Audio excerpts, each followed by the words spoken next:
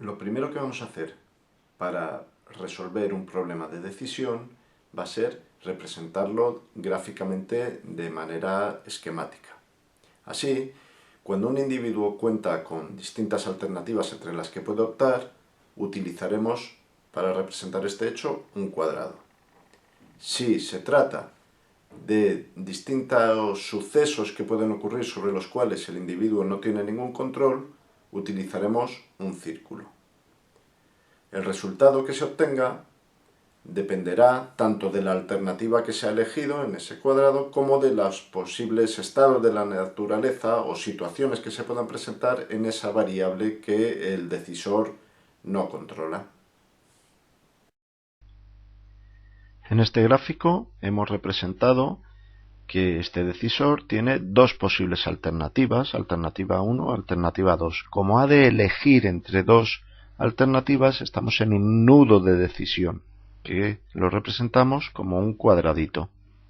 A continuación, ya sea que opte por la alternativa 1 o por la alternativa 2, nos encontramos con un nudo de sucesos, un nudo de probabilidad, en el que puede ocurrir el suceso 1 o el suceso 2. Puede ser que llueva o que no llueva, puede ser que la bolsa suba o la bolsa baje, puede ser que la demanda sea alta, la demanda sea baja. Son ese tipo de sucesos sobre los cuales el decisor no tiene control, es algo que ocurre y le afecta a él. A continuación tenemos R1, R2, R3, R4. Son los posibles resultados que se pueden obtener. Esos resultados dependerán tanto de la alternativa que haya sido elegida, alternativa 1 o alternativa 2, como del estado de la naturaleza que se presente, que sea el suceso 1 o que sea el suceso 2, lo que ocurra. A continuación vamos a representar un ejemplo. Se trata de un agricultor que cuenta con dos posibles alternativas: sembrar maíz o sembrar trigo. A su vez pueden ocurrir dos sucesos, que llueva o que no llueva, es decir, que sea una temporada con una climatología favorable, que favorezca sus cultivos, que llueva suficientemente, o que sea una temporada seca, ¿no? Lo vamos a representar como que llueva o que no llueva. ¿Qué resultado obtendrá? Bueno, tanto si opta por la alternativa 1 como si opta por la alternativa 2, es decir, si siembra maíz o si siembra trigo, obtendrá mejores resultados si llueve. Ahora bien, como el trigo es un cultivo de secano, pues vamos a suponer que los resultados serán mejores aún con el maíz que con el trigo en este caso de que llueva. Vamos a verlo gráficamente. Aquí vemos la representación de ese ejemplo. Tiene dos posibles alternativas, sembrar maíz o sembrar trigo, por eso lo representamos como un cuadradito. A continuación puede ser que llueva o que no llueva, tanto en un caso como en otro. Por eso es un redondelito, puesto que no depende de él que llueva o no llueva, es algo que le va a afectar a sus resultados. Así, si siembra maíz y llueve, obtendrá un beneficio de 60, si no llueve será de 20. Si siembra trigo y llueve, su beneficio será de 40, y si siembra trigo y no llueve, el beneficio que obtendrá será solamente de 30. Si nos fijamos en este ejemplo que acabamos de ver, tendríamos que preguntarnos, bueno, ¿y qué alternativa elegirá este decisor?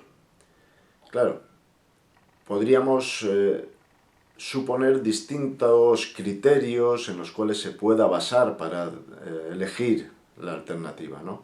Podríamos decir, bueno, si es un decisor optimista que cree que va a ocurrir lo mejor para él, pues optaría por sembrar maíz, puesto que de esa forma podría llegar a obtener un resultado de 60, ¿no? El mejor de los 4 que habíamos visto.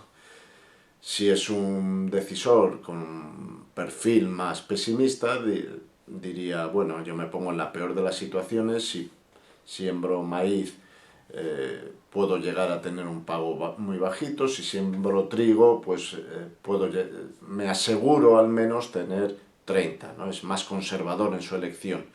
Sería otro posible criterio. Habría muchas posibilidades. Podría elegir a Caro Cruz. Es otro criterio de elección. Desde mi punto de vista no es el más favorable.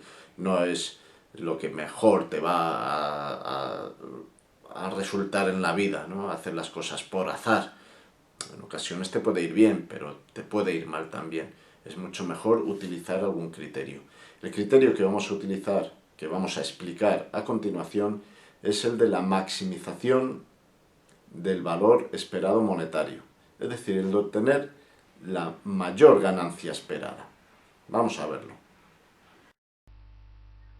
Según el criterio de la maximización de la ganancia esperada, elegiremos aquella alternativa en la que el valor esperado monetario sea mayor. ¿Cómo tenemos ese valor esperado monetario? Pues como la suma de los pagos que podemos obtener ponderados por sus correspondientes probabilidades. Es decir, que en este caso necesitaremos tener una estimación de con qué probabilidad se va a presentar uno u otro posible estado de la naturaleza, en esas variables que no controlamos. En este ejercicio en concreto, supondremos que la probabilidad de que llueva o no llueva será de 0,5. Serán sucesos equiprobables. Bien, de esta manera, si vamos a calcular el valor esperado monetario de sembrar maíz, tendremos que el pago 60 lo obtendremos con una probabilidad 0,5 y el pago 20 con una probabilidad 0,5, es decir, que 60 por 0,5 más 20 por 0,5 será 40. 40 es la ganancia esperada que obtendremos si sembramos maíz. Procedemos análogamente para el trigo. Multiplicamos 40 por 0,5 más 30 por 0,5, lo que nos da 35. La ganancia esperada que obtenemos si sembramos trigo es de 35. De esta forma vemos que la decisión óptima sería la de sembrar maíz, puesto que nos da un valor esperado monetario mayor. 40 es mayor que 35. ¿De acuerdo? El valor esperado monetario de la decisión óptima será 40. Como veis, ya hemos resuelto este ejercicio de decisión utilizando el criterio de la maximización del valor esperado monetario. Nos queda incorporar toda una serie de consideraciones, como por ejemplo aprender a calcular cuál es la probabilidad de que ocurra ese suceso, en este ejemplo concreto que hemos visto de que llueva o no llueva, cuál sería esa probabilidad que hiciera que cambiásemos de decisión, cuál sería el valor límite. También nos quedaría por considerar cuál es el valor de la información perfecta, es decir, cuánto estaría dispuesto a pagar, en este caso este agricultor, para saber si va a llover o no va a llover y tomar, por tanto, una decisión más informada. Esa sería una información perfecta. También consideraremos qué ocurre si cuenta con una información imperfecta de una consultoría, de un servicio meteorológico, etcétera, etcétera, que le ofrezca una información que no siempre se cumple, pero que le va a dar, en cualquier caso, un poco de una indicación de por dónde van a ocurrir las cosas, ¿no?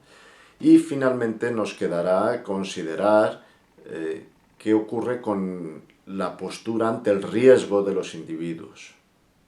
Todo esto lo iremos viendo en vídeos sucesivos. Hasta luego.